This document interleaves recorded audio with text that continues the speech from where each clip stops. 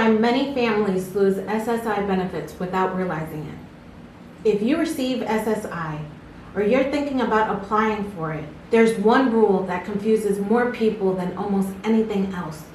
And misunderstanding this rule can quietly lower your monthly check, sometimes by hundreds of dollars, even when you're not doing anything wrong. This rule is called in-kind support and maintenance, often shortened to ISM. Today, I want to explain exactly what ISM is, when it applies, how much it can reduce your SSI, and most importantly, how to avoid surprise reductions. If you ever wondered whether you can live with family, whether someone helping with rent can affect your benefits, or why Social Security suddenly cut your check, this is for you. SIM stands for In-Kind Support and Maintenance. It refers help you receive for basic living needs that is not cash.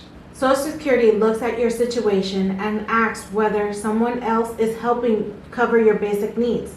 If the answer is yes, they may assume that you need less SSI and reduce your payment.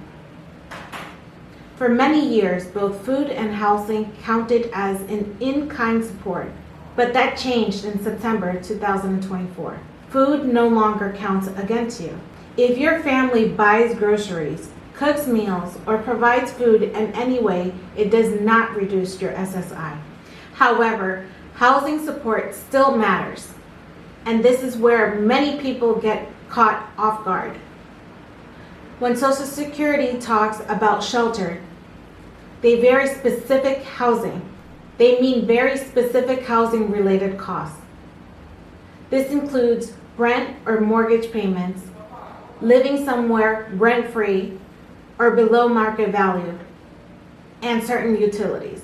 Utilities that count include electricity, natural gas, heating, fuel, water, sewer, and trash or garbage removal. If someone else regularly pays for any of these for you, or they're included in your housing, you're not paying your share. Social Security may count that as in-kind support. If you own your own home and someone helps pay property taxes or homeowner's insurance that's tied to your housing costs, that help can also count. It's just as important to know what does not count. Clothing, phones, phone bills, internet, transportation, medical care, furniture, household items, streaming services, repairs, non-essential home improvements, and non-housing gifts do not reduce SSI. Right now, Social Security only looks at shelter when it comes to ISM. Let's look at a few real-life situations. If someone receiving SSI lives with family and does not pay rent or contribute to utilities, Social Security sees that as a free housing. Even when the help is loving and supportive, it could trigger a reduction in benefits. If someone lives alone and pays most of the rent, but a family members pay a part of rent directly to the landlord each month, Social Security may count that as in-kind support, even though no cash is given to the SSI recipient. If someone lives with roommates or family and pays their fair share of rent and utilities and can prove it, Social Security may not apply ISM at all, but documentation is crucial. Without proof, Social Security may assume help exists. There are two main ways of Social Security reduces SSI for in-kind support. The first is the 1/3 reduction rule. This usually applies when you live in someone else's household and you don't pay for shelter. In these cases, Social Security reduces your SSI by 1/3 of the federal benefit rate using current numbers. That can mean a reduction of around $300 per month. The second method is called the presumed maximum value, or PMV. This applies when you pay a part of your housing costs, but someone else helps with some of them.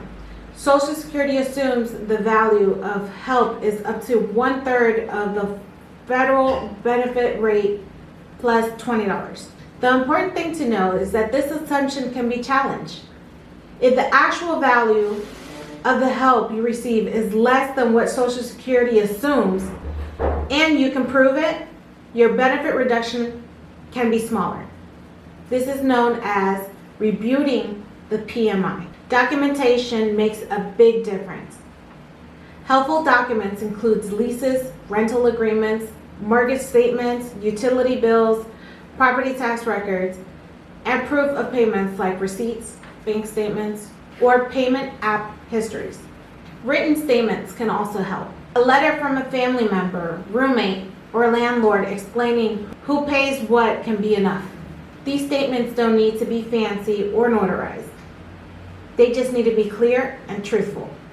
If Social Security reduces your check because of ISM, you'll receive a notice. You'll have the right to respond. You can request reconsideration, submit your proof, and ask Social Security to recalculate your benefits. You usually have 60 days to respond, but sooner is always better. Many benefit reductions are corrected when people respond with proper documentation. In-kind support rules are not meant to punish people for getting help. They exist because SSI is a needs-based program. Even though the rules can feel unfair, understanding them gives you more control and helps you avoid surprise reductions or overpayment problems. If this explanation helped you, consider sharing it with someone else on SSI who might need it. And if there's other benefit rules you like explained clearly, leave me a comment. I'm Jessie, and I'll see you in the next video.